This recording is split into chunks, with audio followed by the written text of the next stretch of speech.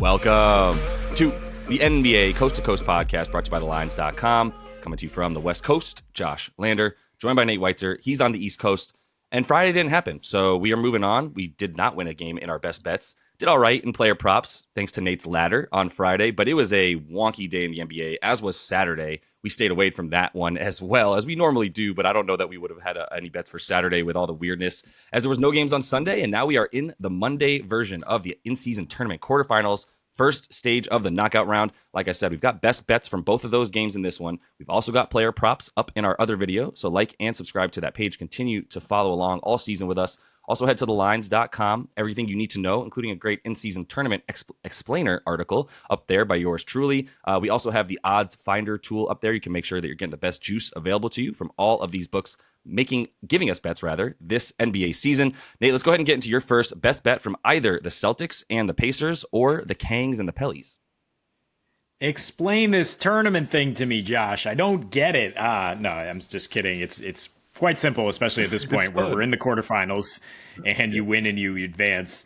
Boston at Indy is our first game here. The total is climbing, as you would expect with any Indy game. It's up to 242. And a way to get a little bit better odds here is to just say, we're going to go over, but I think both teams are going to have success on offense. So over 117.5, I was already at this at 115.5, and it was around even money. Now you have to go to 117.5 to get the plus odds. But I'd find laddering it up to both teams to score 120 at plus 150 here. This is just the way Indiana plays. Like there's no way they're going to have success at home getting into a low scoring, bruising game with the Celtics, who have very favorable matchups here all over the place, even though they don't have Porzingis.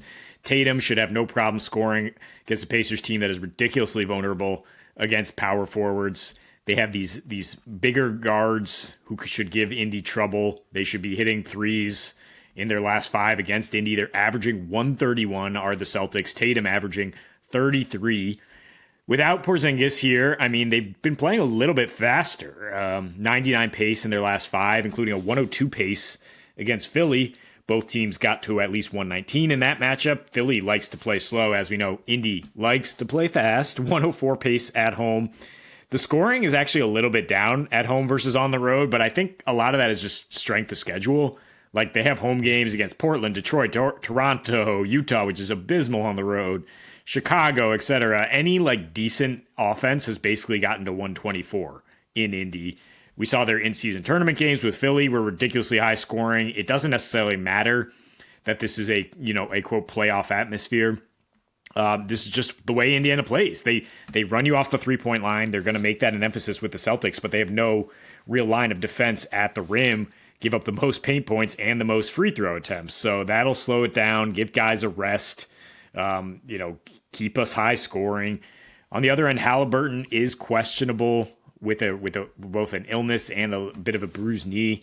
He's expected to play as long as he's good to go. This Pacers offense will be humming, and the Celtics defense is just not nearly as efficient on the road. In the second half on the road, they have a nearly 120 defensive rating. So if you expedite that with the pace of play here, we're talking about the Pacers being able to keep scoring down the stretch here. Yeah, look, you're in a Pacers game.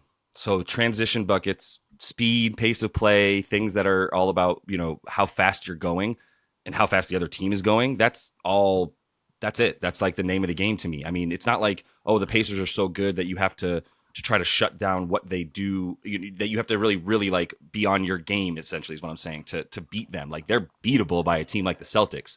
Unfortunately, we don't know what a game with Tyrese Halliburton playing against these Celtics looks like. So we don't have any precedent because he missed that game earlier this season. But I agree with the over entirely. I'm going to move on to my first bet and just say it's a money line with the C's and the Pellies. And I'll talk about the Pellies in a minute. I feel like we're both just going to kind of get to them after we talk about Boston. So let me just throw my stuff out there for the Boston portion of this bet to get us to plus 130 for those money line parlays. Chalky. But I like these situations for both these teams, even though we're taking the two favorites. There's a couple of things, and I'll just start with Boston. And for me, it's the transition stuff.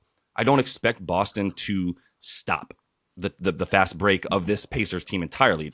it's impossible. They're breaking the highest rate of any team that has ever played basketball in the last at least 15 years, according to NBA.com stats. So like, this is unprecedented, and there is something to be said for the correlation between playing fast in the NBA and playing efficient. That's just become sort of the standard over the last like 10, 11 seasons with all the advanced metrics. Boston's defense in the transition is really good, and I think it's at least good enough, and it's good on offense as well, and it's way better than Indiana's transition defense, and that's where I think they have the edge, is the fact that Boston is one of the few teams that can run up and down the floor with Indiana on both ends of the floor, whether they're fast breaking for Boston or they're stopping the fast break. They are basically, let's call them the second best transition defense in the league, only because former coach Ime Udoka on Houston has a slightly better transition defense. That is Ime's biggest pet peeve is easy baskets in transition, as a Boston Celtics fan like you will know. But either way, that's maintained in Boston. And right now, like I said, they're top 5 in terms of the amount of defensive possessions that are coming against them in transition. Teams are trying to get out in transition to the tune of, like I said, the 5th most often of any team. But really, that's because their half-court defense is so good as well. And if Indy is not able to get into the transition offense, I don't like their offense against Boston's half-court defense, which is also top 5 in the league, by the way. They limit teams to the second fewest points per possession in transition and the 7th fewest points per game overall, which is just really impressive considering I just told you teams fast break on them 5th most of any team in the league. We know that Indy is going to rely on that fast break, and they're good at it. They still are a very efficient offense despite playing at the fastest pace. They also have the best offensive rating. So they are. That's why they've gone over in 16 of 18 games. But I do think that Boston's good to pull this one out. It's a playoff game for all intents and purposes. They care about this. The clutch ratings between these teams, way different. And that's really the key for both of these games. I'll touch on New Orleans in a minute because I'll let you get into it first. But my main thing with New Orleans and the Kings as well is the fact that, like, if it comes down to to the clutch time, New Orleans, bottom 5 team in the league. Same with Indy, bottom 10 in clutch time.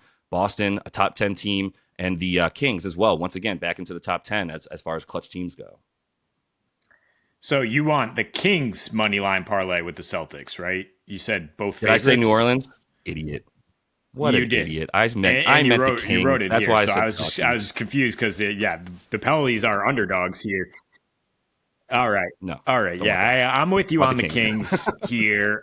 Despite the fact that they lost twice in NOLA just a few weeks ago, there's excuses to be made. I mean, first of all, one of them is back-to-back where Kings just got absolutely blown out, as they might do sometimes, as many NBA teams do. But at the house here, Sacramento, I think there's a strong correlation between this game going over and Sacramento winning. So I will take the money line parlay.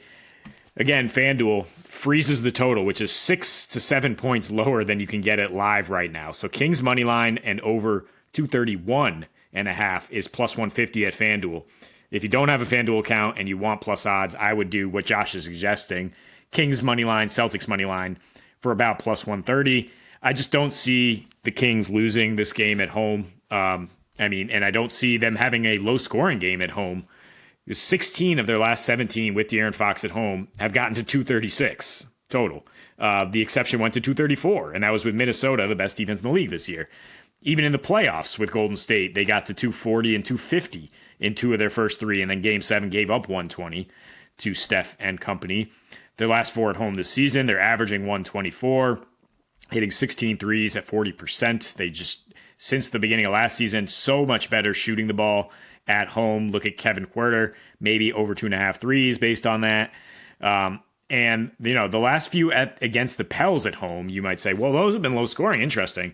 None had Zion Williamson. The last home game with Zion playing on the other side totaled 251 in January. Fox had 43 and 13 for what that's worth. I mean, there's better defenders now for the Pelicans, but I mean, Fox's starting lineup alongside him was not nearly as good as it was. I mean, you're talking about Marvin Bagley instead of Domantas Sabonis.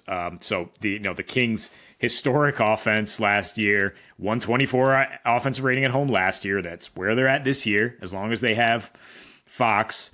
And I don't trust the Pelicans to maintain what they did at home. I mean, they've lost 6 of their last 7 on the road. They struggle in the areas that you'd worry about with Sacramento, right? 3rd most fast break points, which is what Josh keeps talking about here with the fast break matchup. 4th most assists, 6th most threes on the road. The Kings just had kind of like regression shooting the 3 ball in those two matchups. And the Pels shot just 7 for 30 in the second matchup, which is why we didn't quite get to 230, but they got 37 free throws. And that's something you can bank on. Zion getting to the rim is something you can bank on against this Kings team to help us get over this total. Yeah, I'll be honest. Like, I like the Kings in this spot. I don't want to go too far into the hokey revenge narrative because that gets us in trouble if we rely on it too heavily compared to what raw data is saying. And raw data is saying there's not a good matchup on this Kings team for Zion Williamson. So I say all that to say I agree. The correlation between the Kings winning and the points going up is a lot because I think the Kings are going to give up a lot of points, right? And so I do love Zion to be able to handle this front court, especially HB. Love you, Harrison Barnes, the politician, as I call him, but like it's not a good matchup for you, brother. Stronger than he appears, but Zion Williamson could eat Harrison Barnes in just straight up. So that's going to be where they win that matchup for sure, in my opinion, the Pellies. Valanciunas has done a decent job on Domas as well, but I think that is a bit skewed by when the Kings played at New Orleans 2 games in a row, basically 2 games in a row. One of them was that, like you said, that back-to-back after a really long game that was played at a very fast pace against the Mavericks. So like everything for sort of revenge factor is like, it's not like, oh, we lost, so now we want to win. It's like we lost in bad context. Now we have the advantage as the Kings coming back home where we are a much better team. We score, 11 more points per game at home, giving up a few more as well, but definitely winning more at home and dominating more. So I think it's just the spot for them as much as anything. The defense just gets better on at home, like I said, but it's also about the scoring. The scoring is really what matters at home for Sac.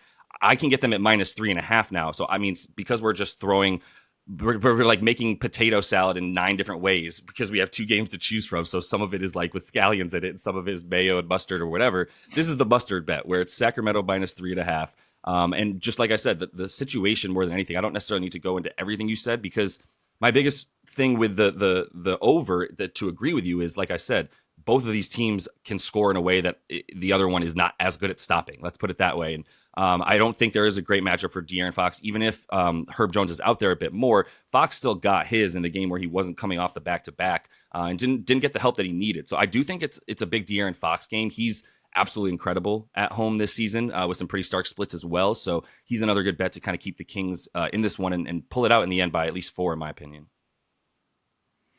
Yeah, I mean, going with the favorites here, I think, the Kings have a better chance of running away than the Celtics do, to be honest, being at home, considering the Pelicans, their big 3 is still like barely never played together. We don't know what we get on a nightly basis in terms of their chemistry.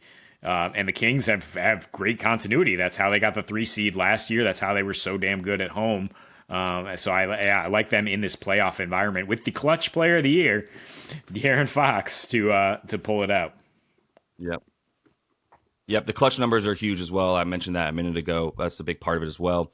When we talk about the big 3 for the Pellies, I don't know. We're going to start. I think it's going to be a different third dude pretty soon. Like maybe we talk about Herb Jones in that context, or like a Trey Murphy when he comes back as well. I think he's expected to play in this one. Just more points available at that point. But that is all the time we have for you in best bets for this quarterfinals Monday in the in-season tournament. Continue to follow along. We're also going to have all the action for Tuesday as well for you guys. So until we see you next, be betting.